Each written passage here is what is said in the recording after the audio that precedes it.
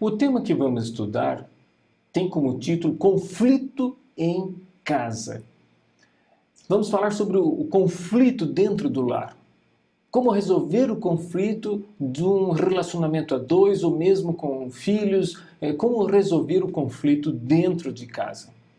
E nós vamos nos basear em Gênesis 3, que foi um lugar em que começou a ter um grande conflito doméstico. Aliás, você talvez já esteve envolvido em um problema de relacionamento doméstico ou mesmo já viu algum tipo de conflito nesse aspecto. Olha, especialmente no ano de 2020, quando houve a pandemia, ou melhor, ela se estendeu mais, porém especialmente nesse ano, a estatística que eu vi foi que houve um aumento de 9 vezes a consulta por advogados. E por quê? Houve um aumento de 9.000% de busca no Google por divórcio online. Isso se deve ao fato de que as pessoas ficaram muito tempo juntas, confinadas, próximas demais. Essa convivência trouxe uma alta exposição e passou a expressar-se mais um comportamento tóxico. Isso causou sérios conflitos familiares. Mas não foi somente aí, na época da pandemia, 2020. Muito tempo antes, você se lembra, houve aquele conflito ali no Jardim do Éden, mas o ser humano foi criado perfeito. Vamos ver o início da família, criada por Deus. Disse Deus, façamos o homem à nossa imagem. É interessante essa expressão. Agora, vamos direto nesse texto bíblico. O que quer dizer isso? Façamos o homem à nossa imagem. O que significa isso? Primeiro, plural, nós, quem? É lógico que está aí embutido também no sentido de grandiosidade, a divindade, superlativo. Mas sabemos que Deus se apresentou ao ser humano ao longo da Bíblia como sendo o Pai, o Filho e o Espírito Santo. Ou seja, Deus é uma família. E aí diz, façamos o homem à nossa imagem. Há quem diga que possa ser uma imagem funcional, Deus tem olhos, mãos e o homem também. Há quem diga que possa ser uma imagem moral, Deus ama, o ser humano também ama. Outros dizem que é uma imagem social, a capacidade de relacionamento. De qualquer forma, Deus se apresentou como uma família e disse, façamos o homem à nossa imagem, e Ele fez o homem para viver em família. Criou o esposo, a esposa, que depois tiveram filhos. Mas, infelizmente, houve um acidente, uma pandemia, um acidente dentro do Éden. Nós conhecemos a história de que um anjo se rebelou contra Deus, não podendo atacar a Deus, ele veio à Terra para atacar o ser humano. E eu tenho aqui uma referência, um comentário, que é bem pertinente e eu resolvi colocar nesse momento para reflexão. Aqui diz assim, era o esforço calculado de Satanás. Veja, um calculista. Não dá para atacar Deus, vou atacar a criatura de Deus, que é mais aparentemente vulnerável. Como? Perverter a instituição do casamento. Logo ali no início, Deus fez o casamento. De que maneira? A fim de enfraquecer as obrigações à mesma, ou seja, convencê-los a não cumprir sua parte, a falhar no seu lado, deixar de cumprir suas obrigações e diminuir a sua santidade, a seriedade do casamento. Que mais? Continua o comentário. Pois de nenhuma outra maneira, diz ali, poderia ele ter maior certeza, desfigurar a imagem de Deus no homem e abrir as portas à miséria e ao vício. Veja, desfigurar a imagem de Deus no homem. É mais ou menos assim, aquele aluno do ensino fundamental não pode atacar a professora, que deu nota baixa a ele, então ele vai lá no estacionamento escondido e murcha o pneu do carro da professora. Você já viu isso? Eu já vi. Já vi? O carro é vulnerável. Não pode atacar a Deus, atacou o ser humano. O ser humano parece ser mais vulnerável. Então, houve um problema e Deus aparece, vê o homem escondido, desobedeceram, perderam aquela proteção da sua vestimenta de luz, e Deus faz uma descrição dos fatos. Há quem diga que Deus fez uma maldição, mas eu considero esse termo, eu o entendo como não Deus provocando o mal ao ser humano, mas Deus fazendo uma descrição dos fatos. Eu queria que você visse o que Deus falou para a mulher. Ele falou algo para o homem, ele falou algo para a serpente, mas nesse estudo eu vou apenas fazer menção de um pedaço da frase que Deus falou para a mulher. Ele diz assim, ele falou com dor darás à luz filhos, etc. Mas mais à frente ele diz naquele verso 3,16, diz assim, o seu desejo será para o seu marido. O que isso significa? Qual é o assunto aqui? Talvez possa ser intimidade, talvez. Seu desejo será o seu marido, talvez Deus está falando de entrega, se entregar, talvez. Afinal, Gênesis de 1 a 11 é um trecho com muito conteúdo em poucas palavras, é tudo compacto. Mas me permita fazer a referência ao original, ao sentido que se percebe ao olhar ali a expressão hebraica. Quando Deus está falando, o teu desejo será para o teu marido, Ele está se referindo, o teu desejo será estar com o teu marido, o teu desejo será ter a companhia do seu marido, o teu desejo será viver ao lado, relacionamento. A mulher, ela quer alguém para ficar ao seu lado, envelhecer junto. Essa é a razão pela qual a mulher se casa. É isso que Deus está dizendo. Não sei como era antes, mas Deus está descrevendo os fatos dali para frente. E termina dizendo, e ele te dominará. Essa é a razão pela qual o homem se casa. Eu fiz uma pesquisa com homens, 400 homens numa fábrica em Cotia. Por curiosidade, eu fui lá para fazer uma palestra, aproveitei na minha pesquisa e incluí essa pergunta. A maioria era solteiro, né? Você que é solteiro, por que você quer casar? A maioria respondeu, quero constituir família. O homem tem a visão do casamento como sendo um empreendedorismo. Dominar, gerenciar, administrar, é uma expressão empreendedora. Então, cada um entra no casamento com propósitos diferentes, com expectativas diferentes, que nem sempre são atendidas. E quando a mulher que quer carinho não recebe carinho, essa é a próxima imagem, o que faz a mulher quando não tem carinho do esposo? Porque ele prometeu a ela muitas coisas e eles se casaram e para o homem o casamento é como subir numa montanha, chega lá no topo e planta a bandeira. Conquistou, vitória. E todo homem se casa duas vezes, a primeira vez com sua esposa, a segunda vez com o seu trabalho. Então ele mergulha no trabalho porque ele quer cuidar da família. Aí ele volta para casa, quando ele chega em casa ele quer gastar o tempo com ele. Pesquisas indicam que os primeiros 10 minutos o homem gasta consigo mesmo. Ele olha a casa como local de descanso. E a mulher? Mesmo que ela trabalhe fora, quando ela chega em casa, ela olha o quê? O que ela pensa na casa como local de trabalho? Então, a mulher tinha uma expectativa de receber carinho. O homem, ele chega em casa e gasta tempo consigo e ela sente que não está recebendo. O que ela faz? Qual o mecanismo que Deus deixou para a mulher se defender quando ela não recebe o carinho? Como ela extravasa? Isso. Está certa a resposta, ela chora. Ela chora. Falando da mulher cristã, né? Ela chora. Ela extravasa os sentimentos. E o que o homem faz quando ele vê a mulher chorando? O que ele faz? Ele pergunta algo. O que ele pergunta? Você já sabe. Ele pergunta o que você tem. E quando ele pergunta o que você tem, a mulher está chorando, o que ela responde? Muito bem, você acertou, você também já sabe. Ela diz, não tenho nada. E quando a mulher está chorando, o homem pergunta o que você tem, ela diz que não tem nada, o que ele entende? Acertou de novo. Ele entende que ela não tem nada, não está doente, 2 mais 2 é 4, não precisa de remédio, então ele deita e dorme tranquilo. Porque ele tem um raciocínio lógico. Veja, aqui eu estou dizendo o que acontece em função do texto bíblico. Nós somos diferentes. Eu sei que temos direitos iguais, eu estou totalmente a favor disso, mesmos salários, os trabalhos iguais, mesmos salários.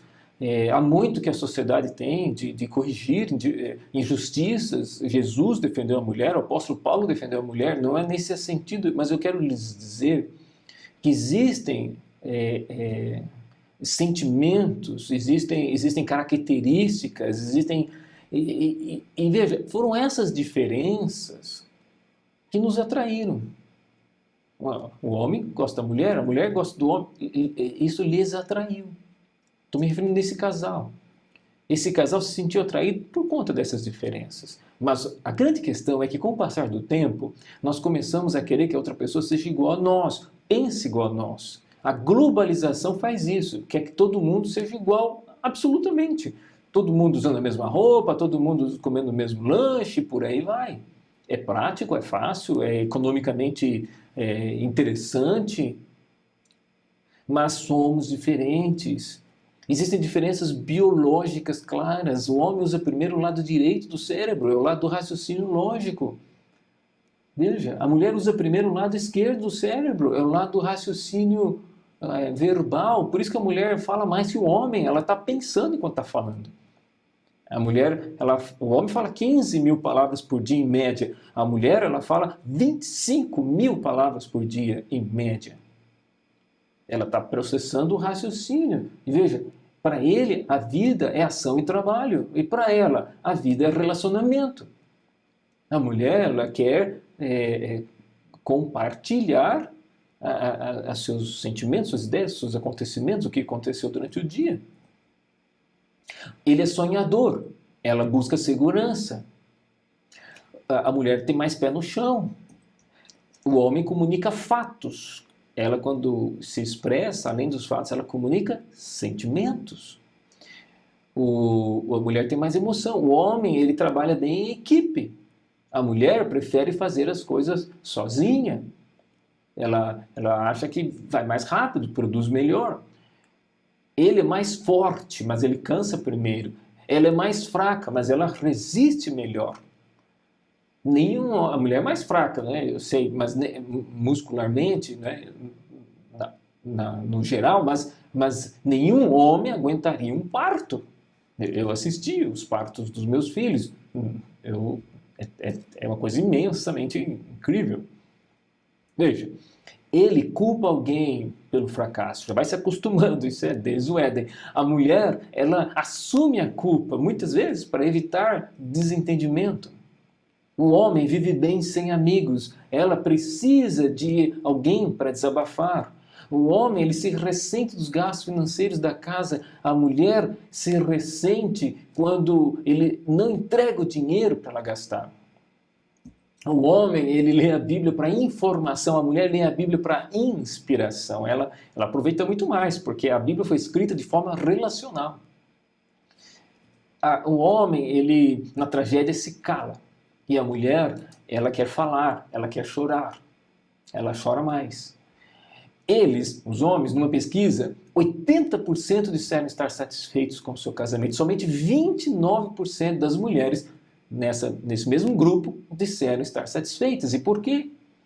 Primeiro que o homem é distraído, né? Quando a coisa vai mal ele não percebe. Segundo, que a mulher sempre acha que dá para melhorar.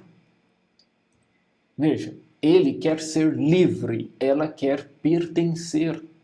Mas muitas vezes nós homens precisamos compreender que quando a gente toma a decisão de amar, significa abrir mão da liberdade, porque tem que prestar contas. Mas o fato é que amar é melhor do que ser livre. Comprometer-se é melhor. E não só isso. Veja, ele quer liderar. Veja, empreendedor. Ela quer que ele lidere. Mas ela assumirá se ele não o fizer. As mulheres são excelentes líderes. É mais ou menos assim, quando o homem fala sim, a mulher fala não, mas ela queria falar sim, só que ela falou não, porque ela quer que ele adivinhe. Eu também não entendi até hoje, mas na verdade a mulher prefere que o homem descubra as coisas no ar sem que ele tenha que dizer algo para ela. Há diferenças biológicas, não são apenas as diferenças psicológicas ou aquelas descritas no próprio texto bíblico, mas também diferenças biológicas. A mulher tem a cabeça menor que a cabeça do homem. A mulher, ela tem as pernas mais curtas que as pernas do homem. A mulher tem o rosto mais largo que o rosto do homem. A mulher perde os dentes mais cedo que o homem. A mulher tem o estômago proporcionalmente maior que o estômago do homem. É isso mesmo. A mulher, ela tem o fígado e os rins proporcionalmente maiores que o fígado e os rins do homem. E além disso, a mulher, ela tem o pulmão menor que o do homem. Ela tem a glândula tireoide maior que o do homem. Por isso que os esportes são separados e também por isso que a mulher tem a pele mais macia. Veja, ela tem mais água no sangue. Ela tem 20% menos de glóbulos vermelhos. Há uma diferença biológica, não somente nesses itens que eu estou mencionando. O ciclo menstrual da mulher altera o seu humor. Ao ponto de 60% dos suicídios entre elas ocorre no início desse período. Essa é uma pesquisa americana. Mas existe um período no mês em que as emoções são alteradas e também isso, a mudança hormonal traz mudança de comportamento. Na França, foi feita uma pesquisa durante um ano com as mulheres que cometeram um assassinato e 84% delas cometeram esse crime no pior dia do seu ciclo menstrual. Eu não estou dizendo que a tua mulher vai te matar, mas você corre risco, toma cuidado. É uma brincadeira. O fato é que existe mesmo uma mudança tão grande nas emoções que precisa se estar sensível e ser compreensível. A conclusão disso tudo é que se somos diferentes, então não adianta querer obrigar outra pessoa na marra a ser igual a nós. Se somos diferentes, devemos aprender a aceitar as pessoas como elas são. Não é concordar com seus erros, não estou falando isso.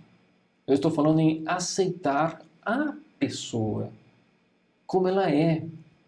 Veja, um ser humano não muda outro ser humano.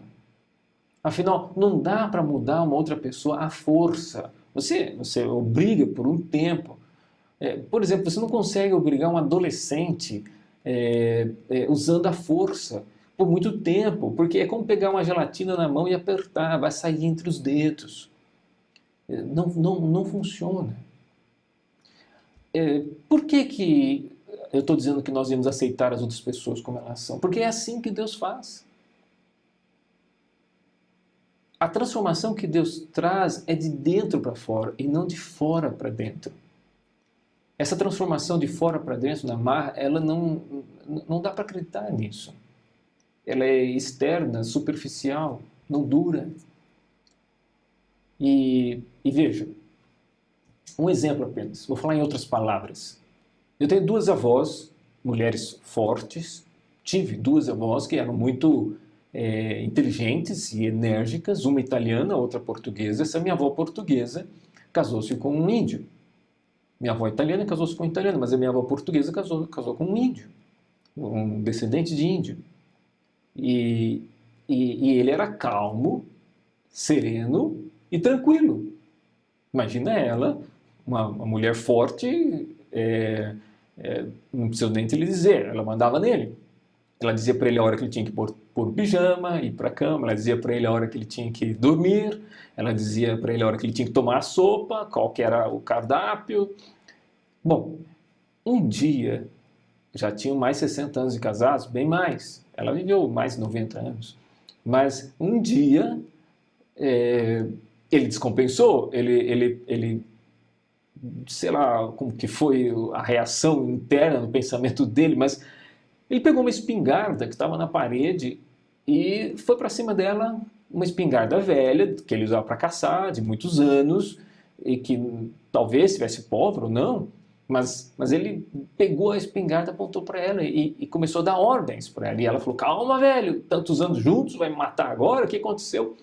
E ele dizia, eu não quero tomar mais sopa, e ele foi descrevendo algumas coisas que ele não queria mais. E ela milagrosamente, subitamente, se tornou submissa a ele. Instantaneamente se tornou submissa, totalmente submissa a ele. Até que ela, depois de 3 dias, conseguiu vender a espingarda dele. Ela se desfez da espingarda dele. E o velho, sem espingarda, voltou a não mandar nada em casa de novo. E, de alguma forma, ele se acomodou àquela situação. A questão é que, na força, nós não mudamos as pessoas. Deus também não faz isso com você e nem comigo. A primeira coisa que Deus faz é nos aceitar como nós somos. E é isso que nós precisamos aprender. Veja, muitos acontecimentos na pandemia poderiam ter sido evitados, muitas separações poderiam ser evitadas, porque estavam juntos, se amando. Mas era uma questão de se aceitar também. Um ser humano não muda outro ser humano. E a frase completa é: somente Deus pode mudar as pessoas. Embora Deus aceite as pessoas como elas são, Ele não deixa as pessoas como elas são. Mas como ocorre esse processo? É um processo de aceitar, se aproximar, entrar na vida da outra pessoa. Deus entra no coração mesmo. O melhor exemplo é o abraço. Eu não falo aquele em que a pessoa agarra o outro, levanta e leva longe, mas eu estou me referindo àquele abraço em que os dois têm o pé no chão, os dois estão bem abraçados, ou seja, eles estão unidos, mas cada um tem a sua individualidade. Esse é o equilíbrio adequado. Esse é o melhor condição. E eu quero acrescentar uma frase do nosso irmão, um líder religioso, Francisco de Assis. Pois ele fez uma oração famosa. E numa das frases ele diz assim: Senhor, oração de Francisco de Assis, ele diz: Senhor, eu busque mais compreender que ser compreendido. Olha que lindo isso. Aqui diz tudo, é uma grande verdade. Buscar compreender, ouvir, entender, manter a tranquilidade e ouvir. Olha, eu termino com esse último slide, Jeremias 33:3.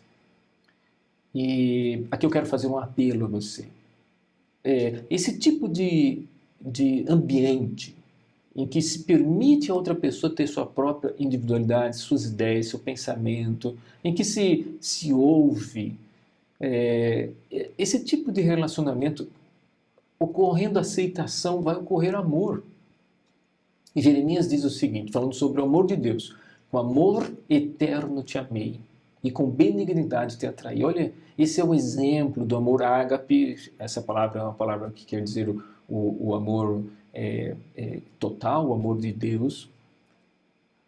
Aqui está dizendo que esse amor é eterno, ele é duradouro. Por que o amor é eterno? Porque ele não é apenas um sentimento, é mais que isso, ele é uma decisão. E que mais está dizendo? O amor é um imã, ele atrai. E o meu apelo é o seguinte: você gostaria de ter esse amor? Você gostaria de aceitar as pessoas como elas são? Você gostaria de resolver os conflitos que possam surgir através de um abraço, através de uma aproximação e de um respeito? Você gostaria de ter esse tipo de amor que atrai os anjos? Você gostaria de ter esse tipo de amor que atrai boas pessoas, que atrai bons amigos? Você quer dizer sim? Quer escrever sim aí nos comentários? Quer manifestar a sua disposição? Quer expressar para outras pessoas o seu exemplo de uma decisão bonita? Você gostaria de querer cada vez mais? Eu sei que você também tem isso na sua casa, mas cada vez mais ter esse amor e manter a sua família unida a despeito dos solavancos da vida. É esse o seu desejo? Então eu quero lhe convidar a fazer uma oração. Vamos conversar com Deus. Querido Pai Celestial, eu sei que a família foi atacada pelo inimigo. A minha também.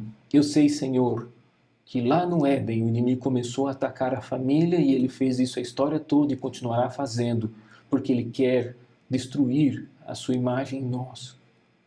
Mas nós decidimos que ainda queremos ter a sua imagem. Ainda queremos ter, Senhor, semelhanças contigo. Eu não sei quais são elas que o Senhor decidiu que fossem, mas todas elas, Pai. Queremos ter o DNA que o Senhor nos colocou, da sua família. E, querido Deus, alguém que está me ouvindo, está vivendo conflito no lar. Talvez assistiu isso para aprender a resolver os seus conflitos, mas eles são muito grandes, não tem solução humana. Se esse é o caso, Senhor, que o Senhor coloque a sua mão e traga uma solução divina. Existem coisas, Pai, que os conselheiros não resolvem, mas o Senhor pode resolver. Por isso quero lhe pedir, expulsa o inimigo da vida dessas pessoas que estão me ouvindo, da família delas, e que coloca ali, Senhor, a presença dos teus anjos poderosos, e também coloca ali, Senhor, esse sentimento de aceitação, de amor que é eterno, de amor que atrai. Eu lhe peço em nome de Jesus. Amém. Que Deus te abençoe.